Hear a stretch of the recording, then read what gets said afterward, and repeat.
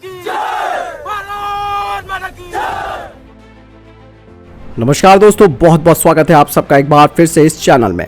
दोस्तों, हाल ही में जिस तरीके से रूस और पाकिस्तान के संबंध लगातार बढ़ रहे हैं, ऐसे में पाकिस्तान ने रूस से S-300 एयर डिफेंस सिस्टम की बिक्री का अनुरोध भी कर लिया है, जो कि कहीं ना कहीं भारत के लिए एक टेंशन वाली बात भी बन रही है। आपको बता दें कि पाकिस्तान बहुत ही ज्यादा उत्सुक है रशियन एयर डिफेंस सिस्टम को लेकर, क्योंकि उसके पास मौजूद Chinese medium range LY-80/HQ-16 air defence system बेहद खराब प्रदर्शन वाला है। आपको बता दें कि पाकिस्तान ने रशिया से सबसे पहले बक M2 के लिए अनुरोध किया था, जिसे रूस ने मना कर दिया, लेकिन अब पाकिस्तान ने अप्रोच किया है S-300 एयर डिफेंस सिस्टम प्रणाली को खरीदने के लिए। दोस्तों, आपको बता दें कि LY-80/HQ-16 S-300 का कॉपी किया गया मिसाइल सिस्टम है। अभी हाल ही में पाकिस्तान ने चाइनीज FD-2000 का परीक्षण किया, जो कि HQ-9 long range surface to air missile system का एक्सपोर्ट वेरिएंट है, लेकिन पाकिस्तान इसकी परफॉर्मेंस से प्रभावित नहीं हो सका, क्योंकि इसकी रेंज 125 किलोमीटर है। वहीं HQ-9 को भी Russian S-300 air defence system का कॉपी किया गया डिजाइन माना जाता है, जिसकी S-300 की तुलना में 50% से भी कम की रेंज है।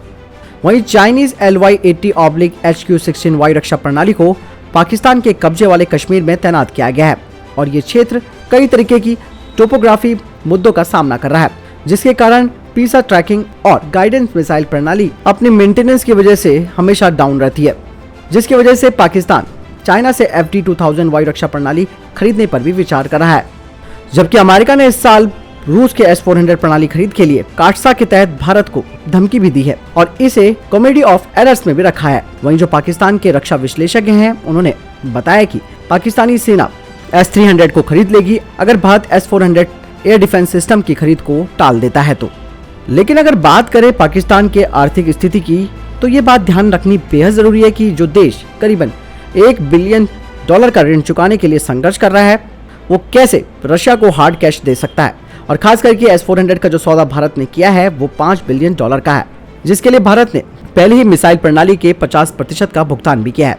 और यही नहीं, भारत ने अमेरिकी प्रतिष्ठानों के द्वारा भारत पर प्रतिबंध लगाए जाने की धमकियों के बावजूद भी S-400 खरीदने के लिए अपनी सहमति जता दी है।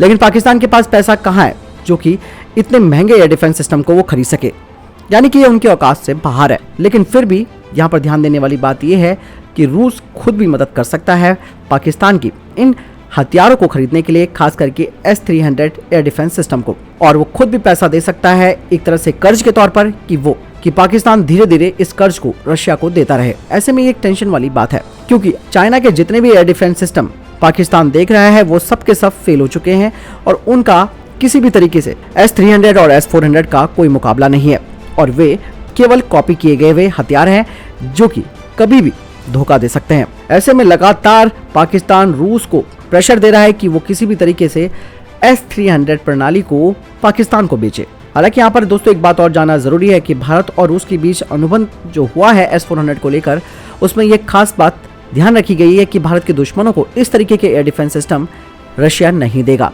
लेकिन S-400 के लिए पाकिस्तान नहीं जा रहा, यहाँ पर S-300 के लिए पाकिस्तान रूस को अप्रोच कर रहा है। वहीं S-300 की कई स्क्वाड्रन का इस्तेमाल चाइना भी करता है। तो कुल मिलाकर आप ये कह सकते हैं कि रशिया यहाँ पर हाथ खड़े कर सकता है कि भाई हमारा और आपका, यानी कि हमारा और भारत का जो करार है वो सिर्फ S-400 को लेकर हुआ है, ना कि S-300 को लेकर। और ऐसे में वैसे भी रशिया की हालत खराब हो चुकी है, क्योंकि तरह तरह के सैंक्शंस अमेरिका ने उस पर लगाए हैं, और वो अपने हथियारों को बेचने के लिए कुछ भी कर सकता है। इसलिए मैंने अभी हाल की अपडेट में भी बताया था कि रशिया वो रशिया नहीं रह गया जो कि भारत के साथ खड़ा रहता था।